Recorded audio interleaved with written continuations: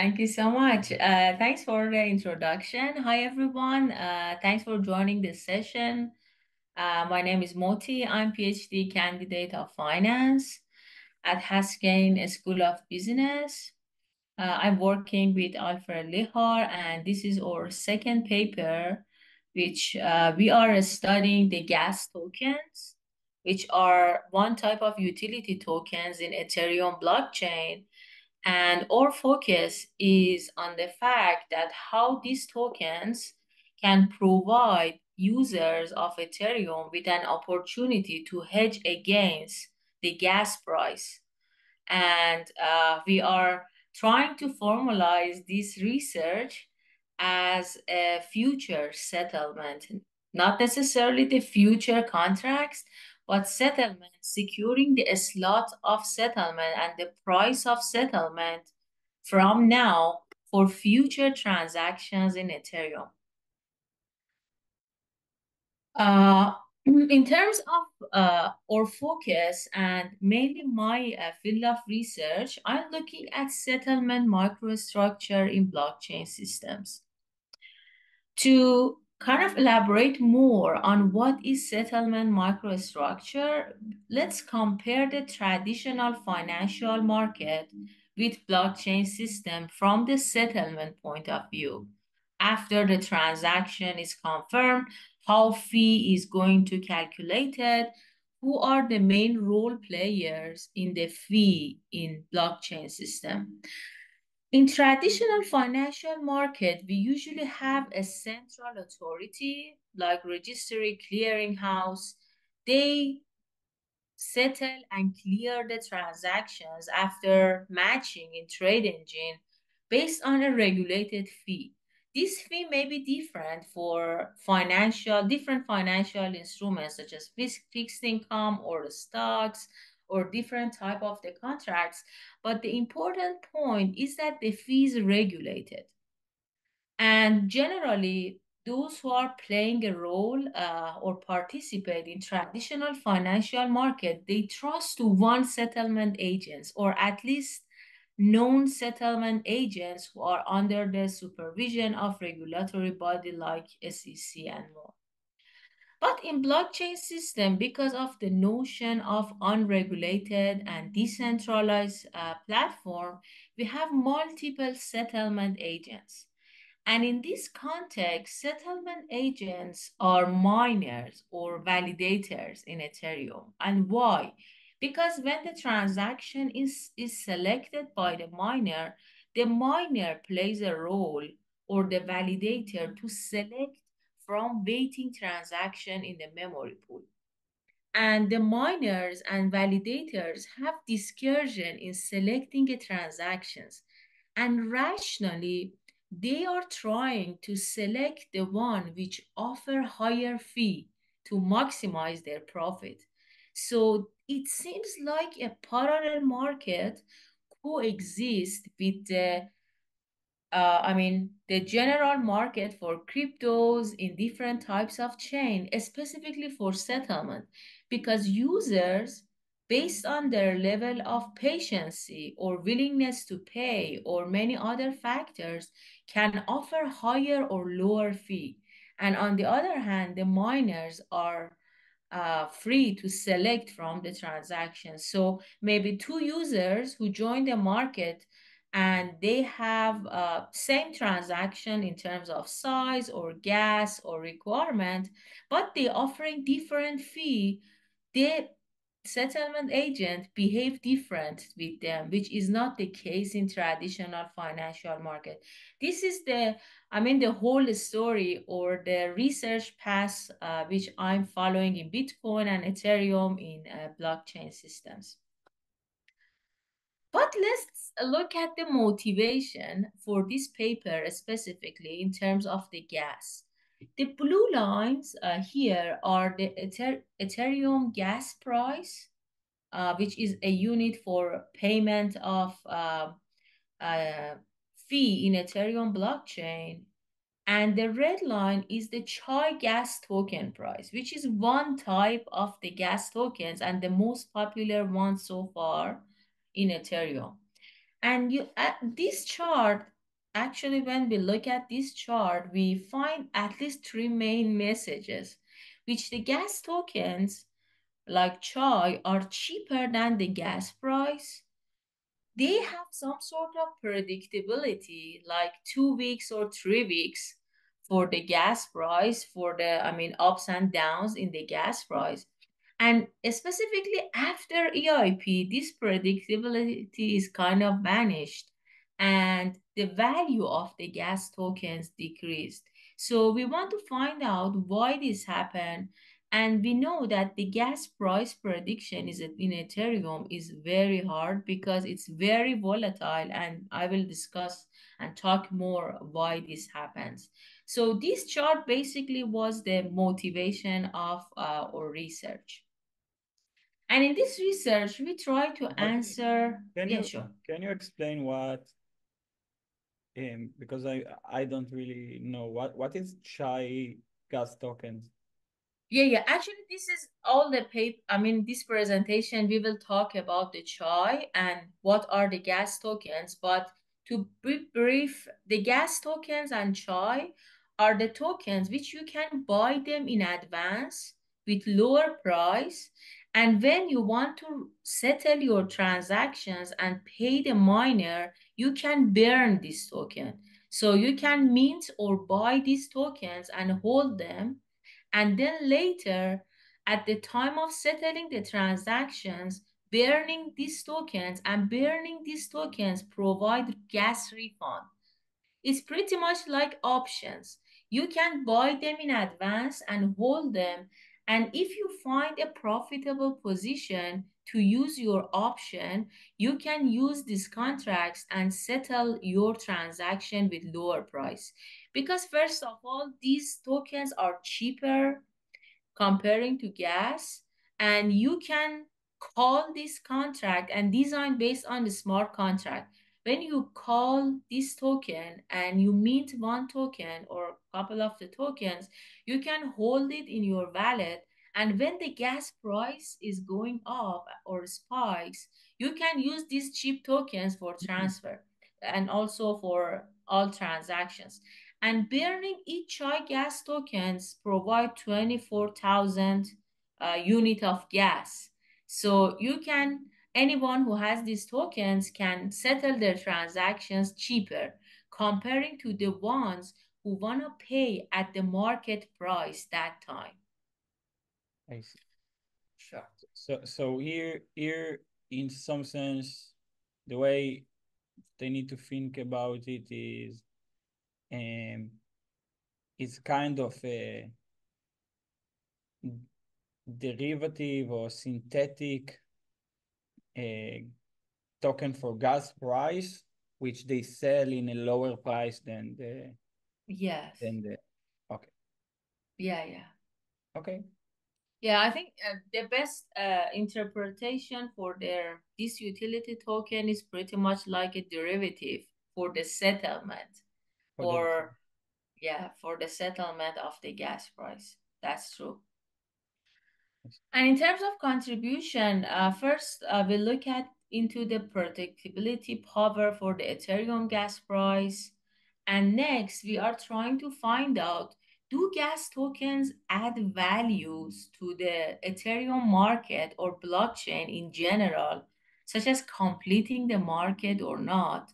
And sadly, after EIP 5059, we will discuss why these tokens are not very common, and we will see what are the facts or the effects of gas tokens after the Ethereum improvement proposal. And the other fact is that the Ethereum gas token problems is generalizable to any system that infrastructure or resources, underlying resources, with the notion of delay is kind of involved. For example, freight, leasing, every physical delivery in the network, because Ethereum is like a virtual machine. And the problem which we want to address is pretty much like hedging a service-based underlying asset or hedging a service when the price of the service is really related to the congestion, related to the demand of other users, related to the price of the Ethereum virtual machine storage at that point of time. So if we can formulate and study this problem, we are hopeful to provide a framework for hedging the service-based underlying assets. For example, for the container shipping, freight, future contract, or leasing contract, if you look at the trends and also the research in this field, it's very volatile in terms of the price because all the environmental, regulations, the insecurities for the infrastructure will affect the price of the service. Or, for example, in electricity congestion management system, users trading electricity, and at one point of time, the energy or electricity distribution company want to transmit the electricity to the different users in real time. So they are mapping the users and producers, and then they want to send the real electricity.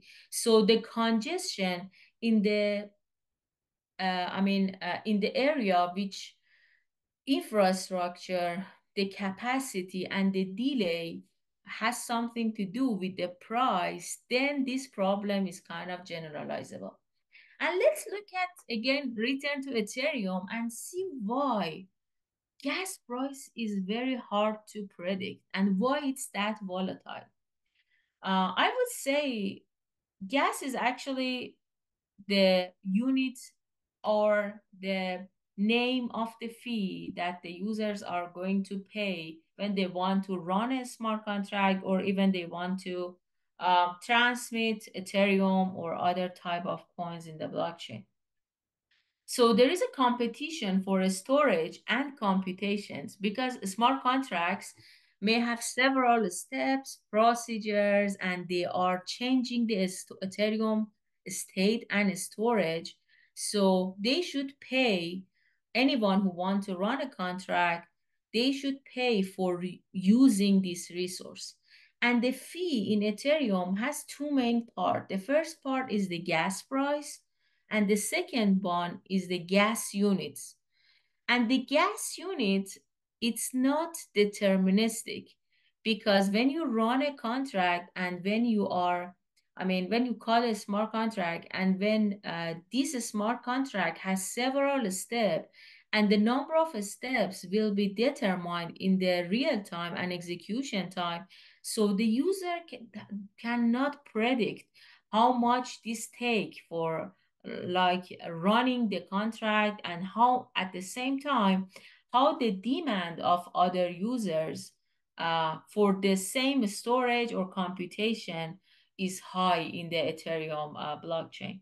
So the gas price change, the number of gas unit change. So it's a complex problem which make the gas itself very volatile. And this is kind of challenging, specifically for simpler users or users with less expertise in the market, that how they want to hedge themselves against the price of the gas, which is the like a service.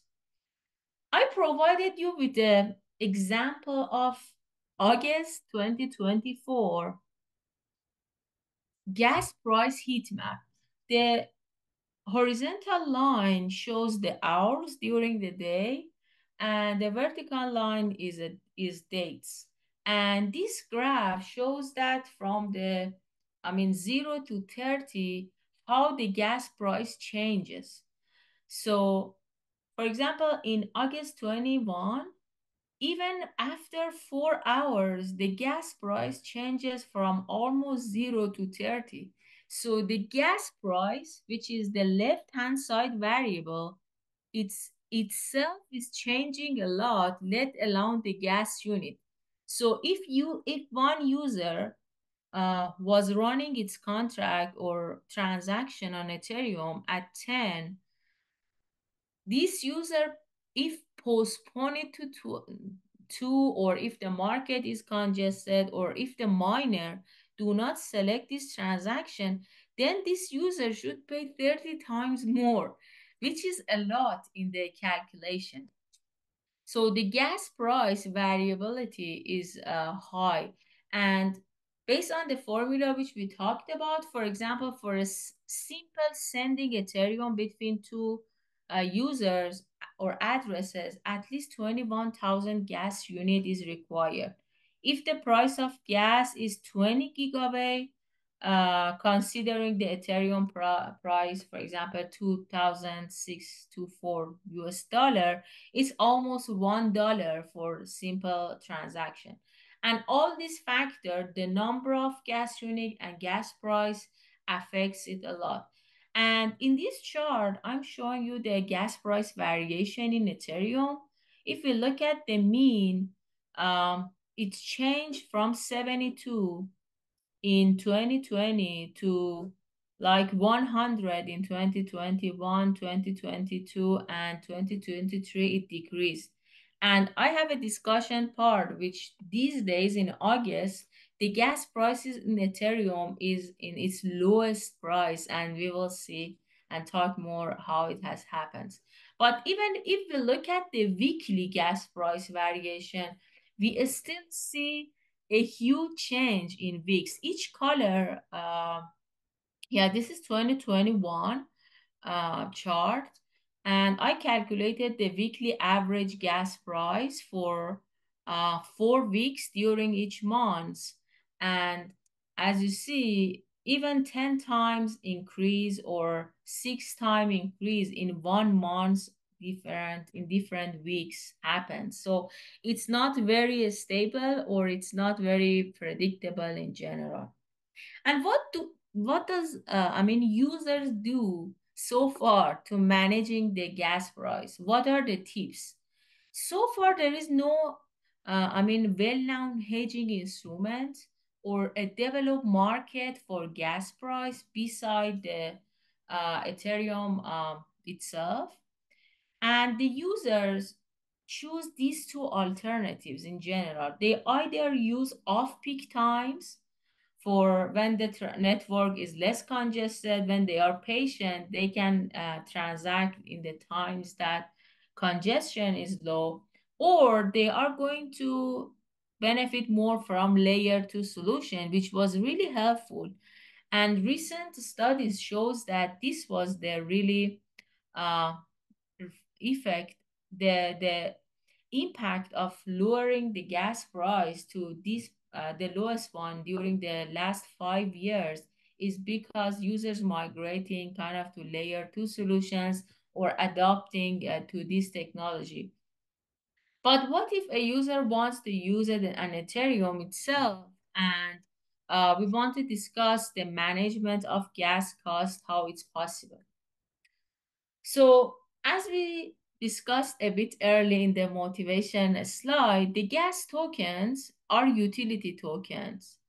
And by buying a gas token, you can lock the future settlement slot with a specific gas price. If I buy a gas token when it's 1 gigawatt and burning it 3 weeks later, when the gas price is 30 gigawatt, I'm still able to settle my transaction with 1 gigawatt. So there is a value in having these tokens.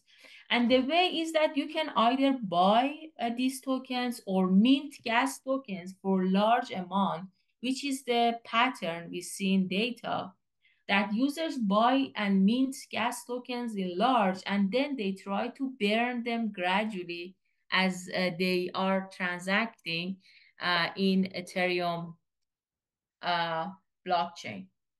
And this is designed based on a function, or based on one of the bonuses that the designer of Ethereum have in their design, that if a user self-destruct and a smart contract when the everything is done and they don't want to use the smart contract anymore, they can self-destruct it, and then for a bonus they will receive the gas refund. And the Chai gas tokens, GST1 and GST2, which are the three main gas tokens introduced in various years in Ethereum blockchain, are using this fact to implement their ideas. For example, GST1 launched in 2017, and by that time, if you burn one GST token and deleting the storage, a user receives 50,000 units of gas as a bonus. If you buy GST2, which is designed based on self-destructing a contract, it's 24,000 gas refund. It's launched in 2018. But the Chai, which launched in 2020, and it was kind of optimized version of GST2 to be faster, to use less resources and more. It's refund exactly the same amount, 24,000, but users, because of many factors, such as it was more user friendly, it was easier to implement it, or it was kind of added to some wallets.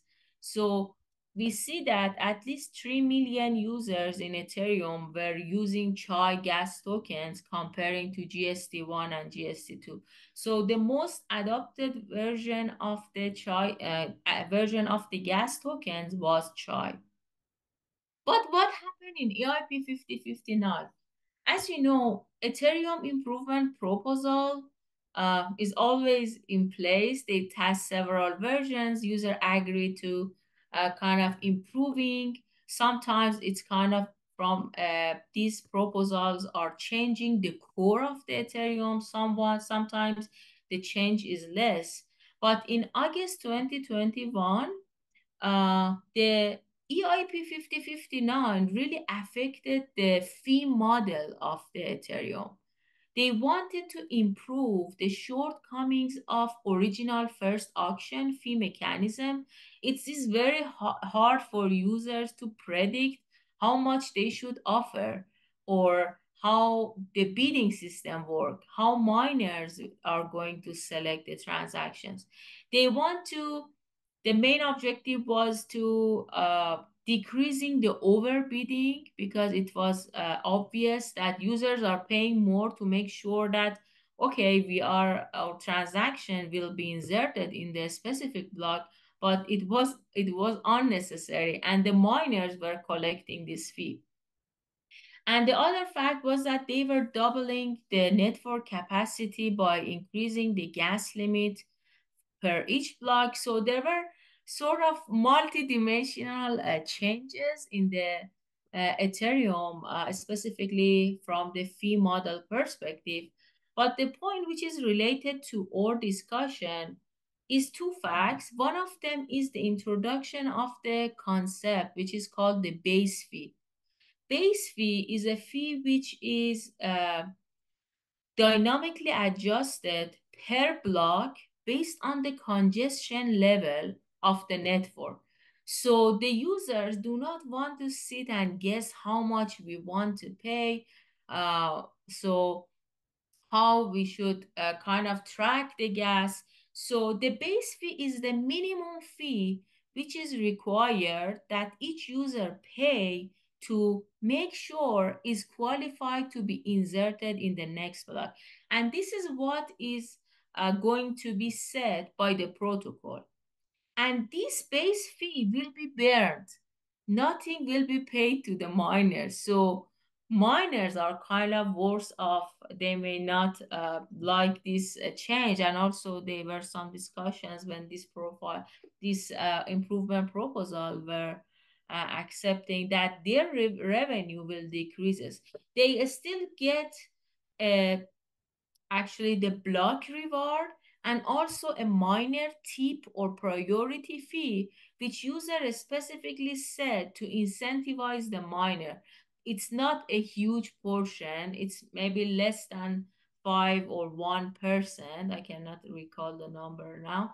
But users can set this fee. This fee goes to the miner, but the base fee, which is set by the network, by this algorithm to kind of target a specific utilization for each block and for the health of the ecosystem, will be burned. And we want to see how this affected the market in general and also the gas tokens. In terms of users, it was actually beneficial because they don't involve in the complex game and problem of guessing the fee or predicting the fee. The network shows actually less congestion.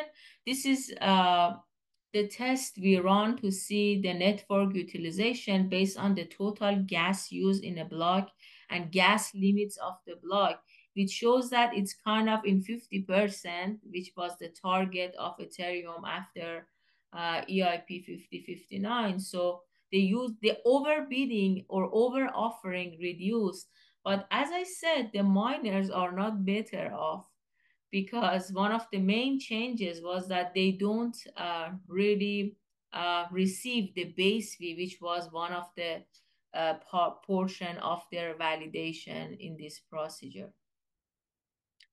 And after EIP, we look at the chai gas tokens.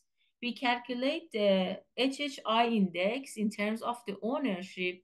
And it seems that because the value of EIP,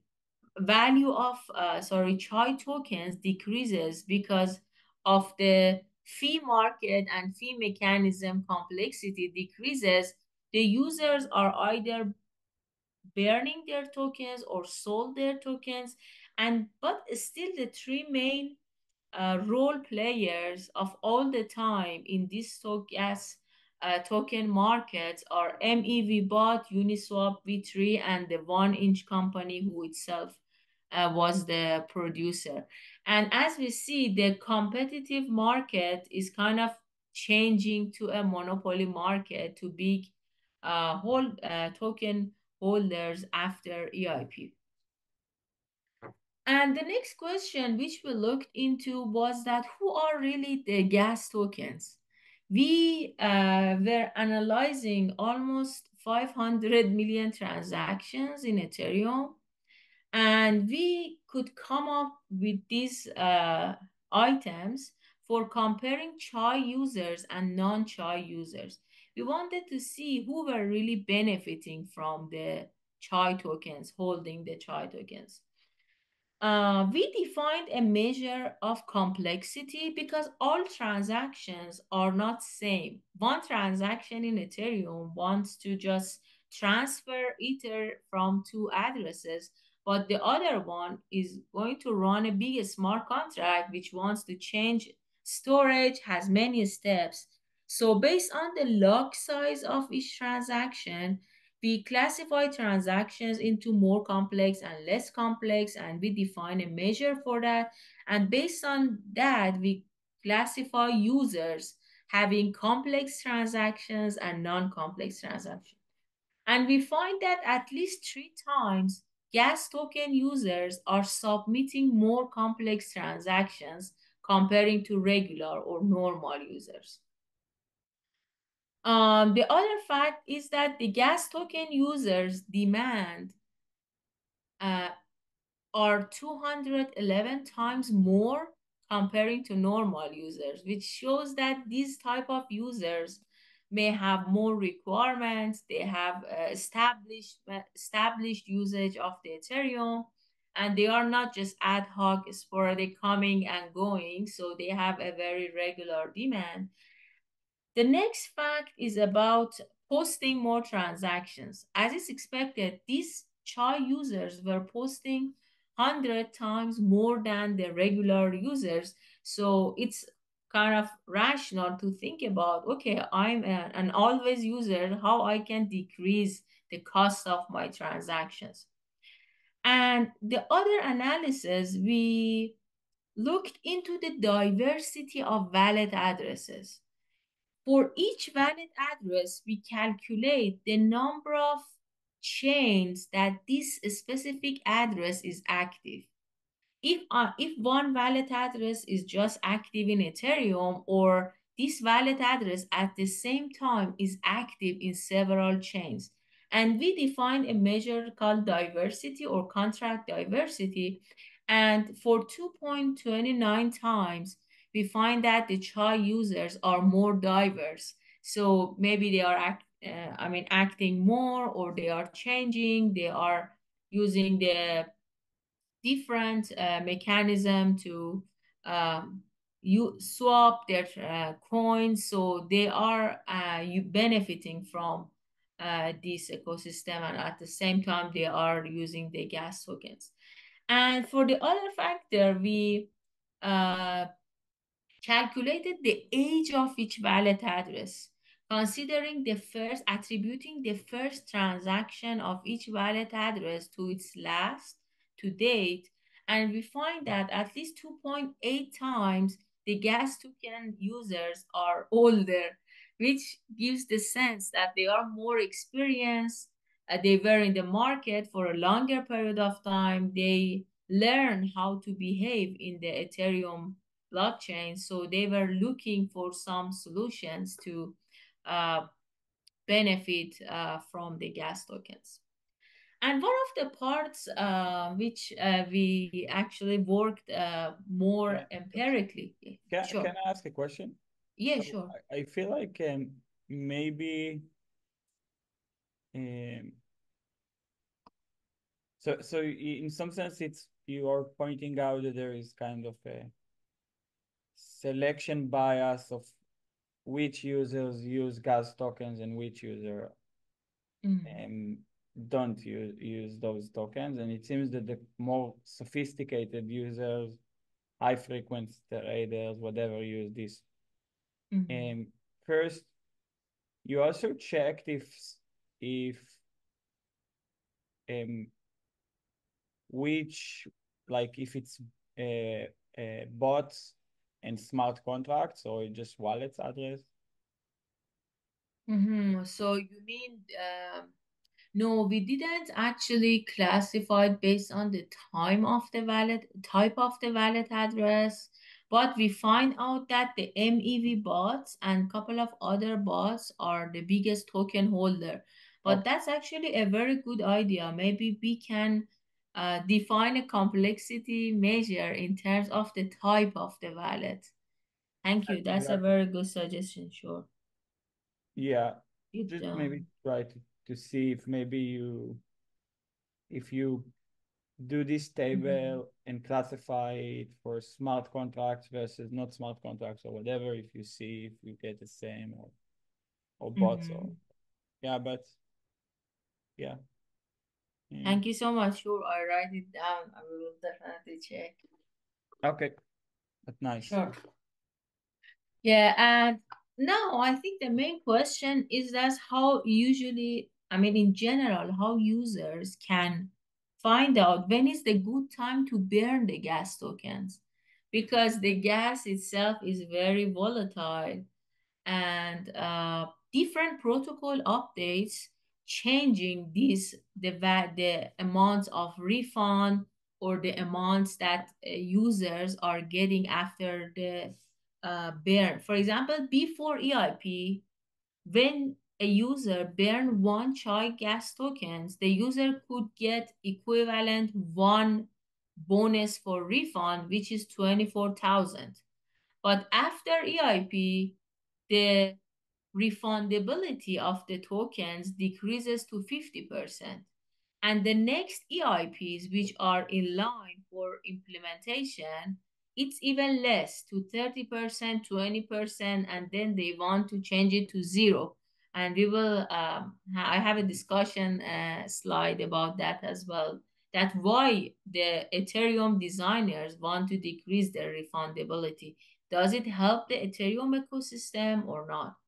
And based on this formula, we can clearly compare if a user just want to settle a transaction with the gas price at time t plus one, which by t I'm thinking about the period that I'm going to buy or mint a gas token at time t.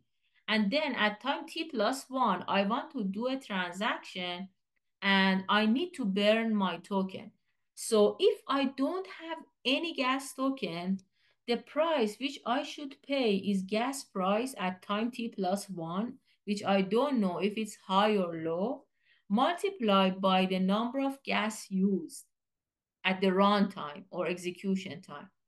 But if a user has already minted a gas token, then this user, based on this formula, can receive a refund, which is the gas price multiplied by the refund amount which is allowed by the protocol. But be careful, when we want to mint a token, we should pay. We should pay gas for minting a token. It's not free. So there is an add-up cost for each user wanting to mint number of units at time t based on the gas price at time t and based multiplied by the number that they want to burn. So users receive a discount by burning the gas tokens, but they already paid a surplus at time t. And based on this formula, on a regression analysis, we match disperse the same complexity transactions. So we look at, first of all, the same complexity transactions and compared a regular user which doesn't have any gas token with the chai gas token users. I mean, the users who burn gas token in their transactions. And we calculate the difference gas used between these users. And we expect that, okay, if a user has already mint a gas token, so it should be beneficial. And on the other hand, oh, and this is the first regression. On the left-hand side, we have difference of the gas used, regressing on the number of burn unit. And this alpha 1 coefficient is important for us. And for the gas spent, comparing to the users who mint the tokens, we find out the B1 coefficients. And the benefit is simply calculated by this linear formula that the gas price at time of burn, which is at time of t, minus the B1 at time of m, gives us the formula of the benefit. And if benefit is greater than 0, then it's affordable for a user to burn the token and receive the refund. And actually, by regression analysis, we find these two coefficients. And for the case that the benefit is greater than 0, we find that the gas price at time of burn should be at least 2.59 times greater than the gas price at time of mint to have a profitable strategy for, I mean, it's pretty much like running the option. If executing the option in this situation, then a user is sure that there are some sort of benefits, at least for this hedging strategy. Yeah. Can I ask a question? I just want to Yes, sure. see to see that they get it, and if you can clarify. Sure. So basically, the idea is that during a time that gas prices are very low, you can mint chai token. So you basically pay gas fees in low fees in that moment. And the reason why you do it, you say, I want to buy this cheap gas slots unit because later when there is a congestion in the market, I can use this gas token to execute my transaction in a low price. Yes, and you receive the refund actually. And I receive the refund. However, the risk that I'm going to have is that if I'm buying tokens now and I have uncertainty, so it could be that tomorrow when I want to execute my transaction, actually the market price will be even lower than the and Yeah. would determine if the protocol will accept the token or not. The Ethereum protocol determine if they will accept the chai token or not. Because you Yes. mentioned that they want to change it to zero. Yes, they want to decrease the refundability of the self-destruct mechanism and the refunding mechanism in Ethereum in general. But everyone who were building on top of this strategy that self-destruction has a refund will be affected because they cannot so far there were no, I mean, lab or any other research showing that uh, maybe there is a market for producing or trading or valuing these tokens. They were very reliant on the underlying design of the Ethereum. But maybe later, if someone wants to develop on this type of tokens and sell it, then they define a market for like supply. So when the Ethereum itself do not say that the Chai tokens are not approvable because are not approved anymore because they are pretty much like an smart contract and you can have them or anyone can have them, but the implementation mechanism on the underlying level is based on the refund that the Ethereum decide. So as much as the refund decreases, this business with the current, I mean, mechanism is less valuable if they don't have any other, I mean, side businesses or any other thought about that. And in terms of your point, our data shows that users usually mint gas tokens when the gas price is below the 30th percentile and when the gas price is above 70th percentile. This is the pattern which we attribute the first mint to first buy and compare the price. But this cost and also this cost analysis shows that the burning is profitable when the price at burn is at least 2.6 times greater than the price at buy. So yes, it's affordable when the future price is higher. And at the same time, we argue that the Ethereum variation in terms of gas price is high. If we cannot find this strategy tomorrow, maybe in 2 days, 3 days, and our research shows that at most in 2 weeks, users find a profitable strategy to burn these tokens. So they could hedge for 2 weeks. But your point is valid. If tomorrow is lower than that, this, I mean, relationship, so it's not affordable. They can keep it. It doesn't expire. The good thing about gas token is that it's not expired. So they can hold it for the circumstances that the price go higher. Yeah, but now you added another component that they also Mm. have a risk of Ethereum protocol change.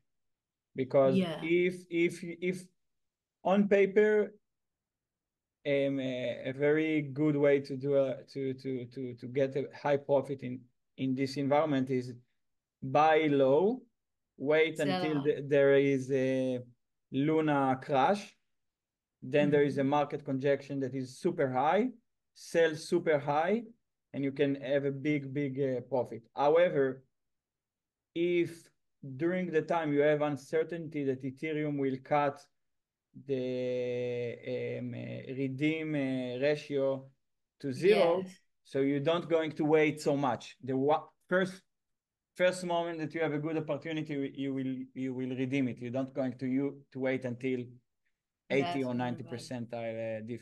percent difference or whatever. Yeah, that's right. It can be, oh, I love the way you put it. It can be another source of risk for users. That's very valid. Yeah, because it affects their strategy beside the cost benefit analysis. They Exactly. should be aware that for how long the protocol or the next protocol. Thank you so much. It's really helped us in modeling. Yeah. I No, it's interesting. appreciate. Uh, Another source of risk. Yeah.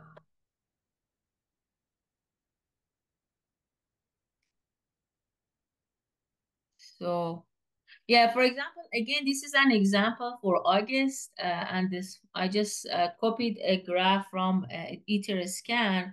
I wanted to show that based on our analysis, if a user, for example, let's look at the average price. The average gas price is the blue line.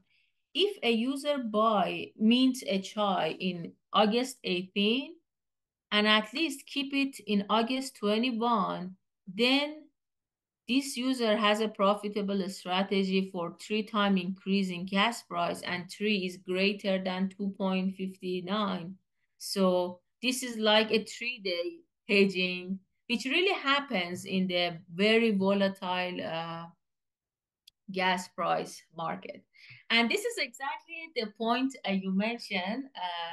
I'm surprised you read it faster than I'm going through. Yeah, the hedging patterns and the way that the users behaved in the market based on our data analysis is that the users usually buy or mint the gas token when the price is below 30th percentile, and they sell it when it's above 70. They are kind of sure that they get a profit. And also the minting, which is creating these tokens for themselves in their positions, has a negative correlation with the peak of the gas. So in peaks, users do not want to mint gas tokens, but when it's not in peak, they just trying to free gradually. And the number of transactions for free, which is a similar term as burn, is greater than number of mints. So they mint in large amount, and then gradually based on the market conditions they are going to use it. And or analysis shows that before EIP the hedging period was almost 15 days at most, and after EIP it decreases to 5. So this is a change that we see before and after. And the other question, which we are answering, it's Uh, kind of very close to the end. Yes. by the way, can you go back? Oh, sure. Sorry. Um, so this is interesting, but I feel in terms of, because you said something about modeling this. So I think Yeah. that the model why you see that they buy in big chunks and they sell in small ones, I think it's totally makes sense in terms of theory, because the idea is the following. If they sell a big amount, they Mm, going to create kind of a direct impact on the gas prices. So it means mm, that they want to execute a transaction, and they need mm, to pay more gas units because the congestion is very high, and they mm, will affect the congestions.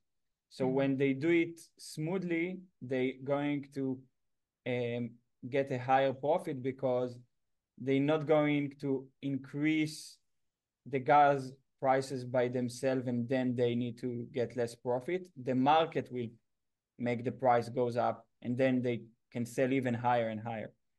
So yeah, I that's think a there very is valid something point. in terms of theory that can explain this Mm. nice explanation why they. It's pretty much maybe like wholesale and like retail trading, and also maybe hiding their transactions to less affect the market I think the in way that you terms. can think about it is that when they say sell a lot um, in one time, they going to have a less revenue than selling in many small intervals during the conjections. Because if they do one big, people will stop executing transaction, and it will be extreme high price. There is Mm, something there. I think you can sure. find a Yeah, model thank you. to explain it. Let's say Thank it's for sure not by mistake. you. The Mm, the MEV bot know what he's doing. Yeah, that's right. Thank you so much. I definitely look into it. It's a very good to add this to the model as well. Yeah, because this kind of clearly shows the behavior and the patterns. And the point is that when these users are posting more transactions and they are more in the market, if themselves affect the market by increasing the price, they will be worse off in the long run. So their strategy is not to kind of at least behave against themselves, let alone the others as well. Yeah, that's a very valid point. Thank you so much. And the other test which we looked into was that what is the relationship between the banking gas tokens and also spending the gas tokens for each users? We wanted to basically answer this question that if users are hedging against their own predictable usage or they are kind of trying to buy tokens, maybe they want to sell it or maybe they want to transfer it. And still we should work more on that, but so far we find that when users minting gas tokens in the previous months, like T minus one, they are going to spend more gas in the next months. So pretty much they are aware of their usage. Maybe they are not aware of the other usage, but if they bank more gas, they are going to use it more in the next period of time. So this is the point which I'm going to actually add your other field of risk or the item of risk which you mentioned. So far, we were thinking for final fee, there are three risk components. One of them is the amount of gas, which it's not deterministic, it's not clear before the execution, and it's pretty much like unhedgeable, idiosyncratic. It should be cleared in the runtime. And Ethereum price, for the Ethereum price, users can kind of hedge by in derivatives market by converting the gas to fiat currencies. And for the gas price, there is another source of risk, which we believe gas tokens can help to hedge. And the maybe fourth item for the final risk is the protocol or the ecosystem improvements, which again users may not be aware, but they may be able to adjust their cost benefit functions and their strategies.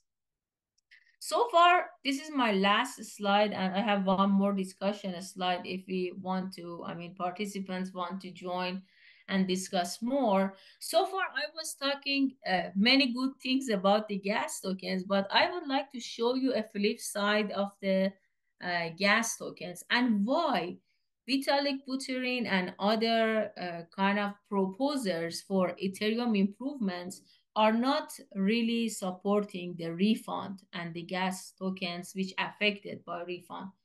The listed proposal is EIP 3259, 3298, 34, and 03. They are trying to decrease the refund. And to know why, one of the argument is that this is exactly the sentence that Vitalik talks. It says that users using the storage as a battery, storage is very expensive in Ethereum. They initiate a contract and lock the storage to burn it later and receiving the refund, which is not totally aligned with the strategies of the Ethereum. We are not a battery or a position keeper. And this increased the state size. And when the state size increases, the Ethereum it may work slower because of for each transactions. The other fact is the block size variation. When a miner select the transaction, the miner, I checked a couple of the miner codes on GitHub and also I saw a research checking that as well, that the miners do not look into if a user want to burn a transaction for burn a gas token or not. So in this case, miners select the transaction based on the assumption of the gas offered for each transactions and make a block. But when a gas refund happens, the total gas spent in this block comes lower than 50% utilization because a portion of gas will be settled the base fee, which this fact kind of affect the block size and it varies undeterministically. And also, I find some type of attacks that some exchanges were printing gas tokens for users as a refund for their fee for their withdrawal to allow them to free withdrawal. And users were holding these tokens when the gas price was high. They were using these tokens to settle their transactions, and then these exchanges were affected, which was called gas siphon attack. But these days, the exchanges are charging the withdrawal fee in case when it's greater than minting the gas token fee. So they were kind of protecting themselves. And in a last stage, as of August, the gas price reached its lowest level in the 5 years, and it's more attributed to layer 2 transactions and Arbitrum. For example, March 2024, the gas price was 83 gigabyte, and now it's 1.9 in terms of the median, which is a huge price difference, which uh, kind of showing that even the market maybe for gas tokens may not be really relevant. But I have one question in my mind, which is kind of answering the fact that is it really good to lowering the gas price at this level? Does it really affect the economic model of, for example, staking, the validators in the market? Because when the gas price decreases, when after EIP, when the great portion of a gas is burned, so the miner are less interested in these activities. So this may affect the security of the market, I mean the whole system, or this may affect the economic model of staking, because the idea behind EIP 5059 was that we burn gas, the base fee, to make the Ethereum more valuable. But when the gas price is this low, so the supply side may kind of overtake the demand side and the Ethereum value decreases, then in this case, maybe it affects the security, the staking, the burning mechanism, and also the price stability. Now I'm thinking about designing some empirical tests to classify this factor. My prediction is that decreasing the gas fee increase the user accessibility, because a great portion of active wallet addresses are going to the market using the Ethereum. The layer 2 adoption increases, Ethereum supply may increases, but in terms of the price stability, security, the rewards of the validator, we may face some negative effects. And the question is it good to decrease the price of gas or the variation of gas price? In this sense, we believe that decreasing the variation is more viable and plausible for economic model of the Ethereum comparing to just decreasing the gas price itself. And this is our plan in terms of theoretical model. We are going to look into market completeness, strategic behavior, how miners or validators will be affected, or economic model of staking. We have a simple model based on the option, but it's not super interesting, because if we model gas token pretty much like an option and ignore our other role players, we may not learn that much. But these are the facts which we are constantly working on. Thank you so much for listening to this presentation, and sorry for couple of minutes overrun.